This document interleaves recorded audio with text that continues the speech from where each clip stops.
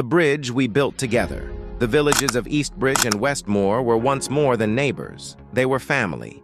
A bridge connected the two over a gentle river, and with it came years of shared festivals, marriages, markets, and memories. But one stormy night, a tragic accident collapsed the bridge and claimed 3 young lives from Westmore. Grief turned into blame, and blame turned into silence. For 12 long years, not a single foot crossed the divide. Eastbridge blamed faulty construction. Westmore claimed neglect.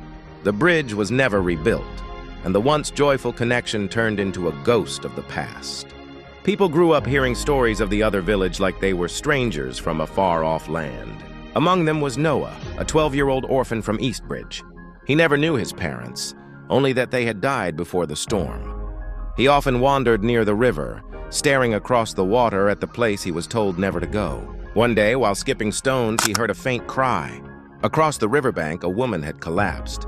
Without thinking, Noah dashed upstream, where the water was narrow and crossed carefully over mossy stones. He reached the woman, Clara, a widow from Westmore, her ankle badly twisted. "I was told never to cross," Noah said, helping her sit up. She winced. "Same here. But kindness doesn't know borders, does it?"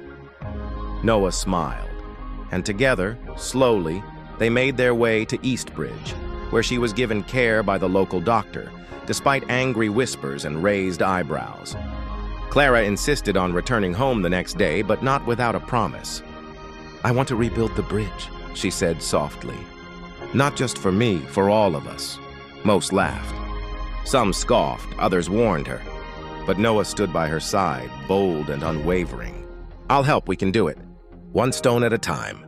They began gathering wood and stone, starting where the old foundation had stood.